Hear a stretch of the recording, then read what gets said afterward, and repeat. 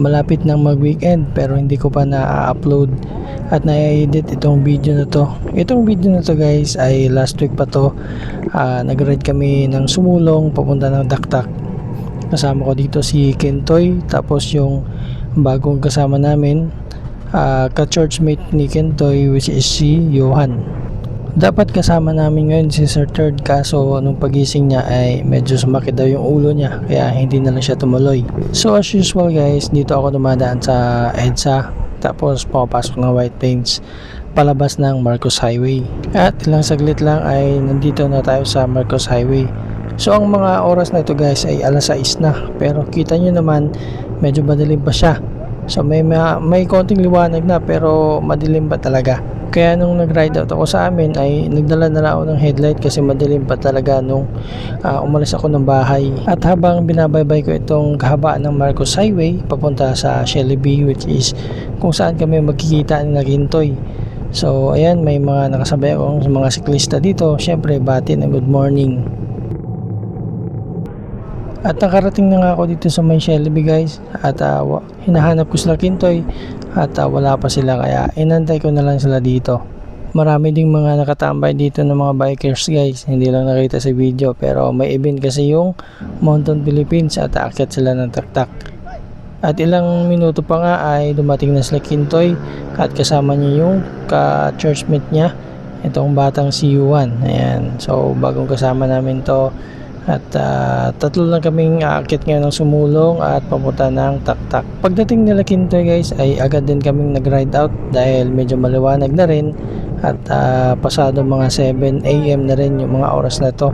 Ang sarap magbike sa mga gantong panahon guys dahil sobrang lamig pa ng umaga. Bali itong time na to guys ay kakabalik ko lang din sa pagbabike dahil nga sa 4 na buwan na wala tayo dito sa Pilipinas at na-deploy tayo sa ibang bansa kaya hindi tayo nakapagbike. At ngayon susubukan natin umahon ng Sumulong. Bali ito yung pinaka warm up natin dahil kakabalik nga lang natin sa pagsacycling para hindi mabigla yung katawan natin at sanayin muna natin sa ahon.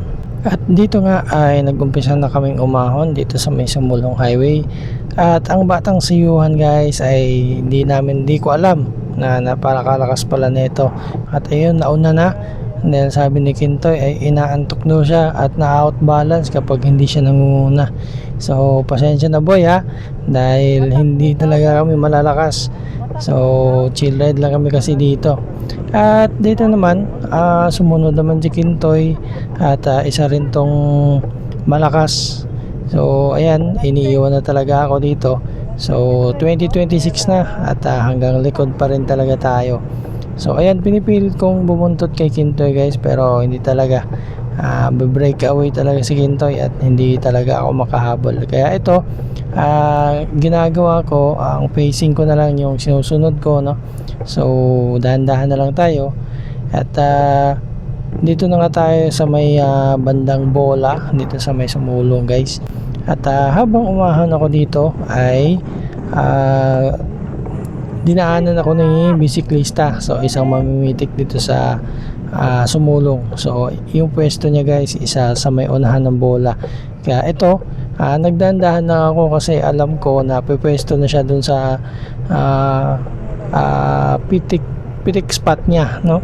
Kaya ito dandahan lang ako, chill lang. Although pagod na ako dito dahil yun nga kakabalik lang natin sa cycling kaya medyo nagko-cope up or sinasanay pa yung katawan natin sa mga gantong ahon. Although hindi naman masyado matarik to itong Sumulong pero mahaba kasi kaya mabilis lang kumunat yung mga padjak natin guys dahil tawag dito siguro kinakalawang yung tuhod, no? So wala kasing ensayo at yun, hindi nakapag-bike ng 4 months. So ayan guys, dito nadaanan ko na dito si bisiklista at ayan, smile muna sa camera. At ayan si bisiklista guys. So dyan siya laging pumipwesto kapag namimitik siya dito sa may Sumulong.